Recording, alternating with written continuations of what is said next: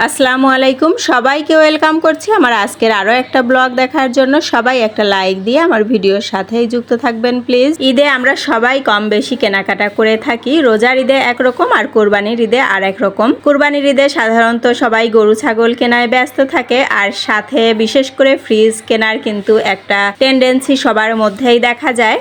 তো এইবার ঈদে কিন্তু আমরা ফ্রিজ নিয়েছি, টিভি নিয়েছি। অন্যদিকে রোজার ঈদে কিন্তু অন্যান্য শপিং বেশি করা হয়, সেটা কাপড় চোপড়, জুতা, ব্যাগ এইসব কিন্তু আমরা কেনাকাটা করে থাকি।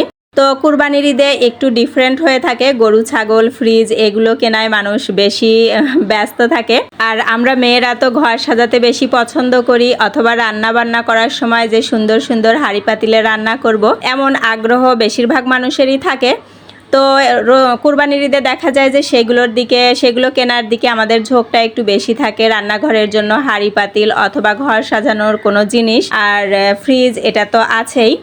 তো এইবার ঈদে আমি আগেই বলেছি যে আমি ফ্রিজ নিয়েছি। আমার আগের যে ফ্রিজ ছিল সেটাতে একটু প্রবলেম দেখা যাওয়ার কারণে আমি এক্সচেঞ্জ করে এই ফ্রিজটা নিয়ে এসেছি।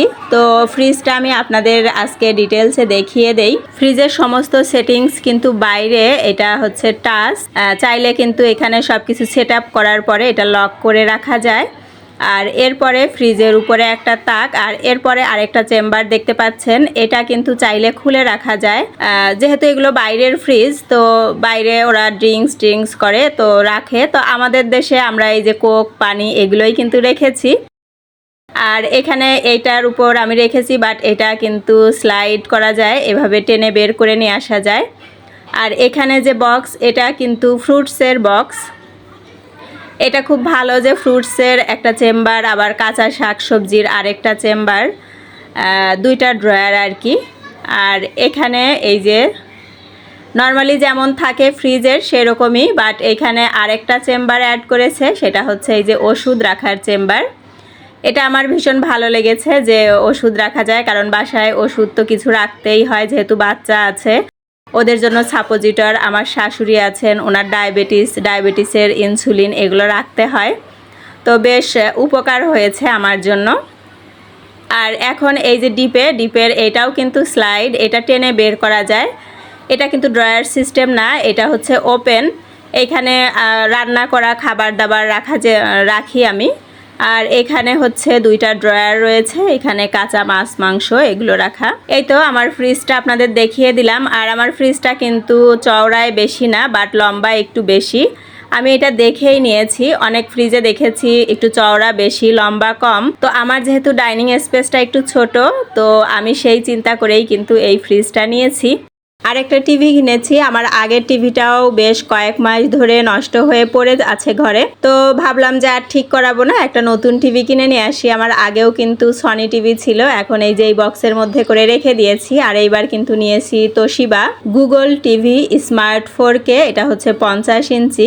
আর আমার ফ্রিজটা ছিল হচ্ছে হিতাচি ব্র্যান্ডের, ওটা বলা হয়নি। আর এটা হচ্ছে আমার ডিপ ফ্রিজ শার্প, তো এটাও কোনো এক ঈদে নিয়েছিলাম, তবে এবছর নেইনি। আর এই ওয়াল হ্যাঙ্গিং স্ট্যান্ডগুলা আমি দুইটা অর্ডার করেছিলাম, এটা আমি অনলাইন থেকে পারচেস করেছি। এটাতে শোপিজের পাশাপাশি মানে বিভিন্নভাবে যেভাবে আসলে সাজায় প্রয়োজনীয় কিছু জিনিসও রাখা যেতে পারে। তো আমি কিন্তু একটাতে একটা গাছ রেখেছি, ওইটা কিন্তু আর্টিফিশিয়াল। আর এখন এটা রাখবো, এটা হচ্ছে রিয়েল।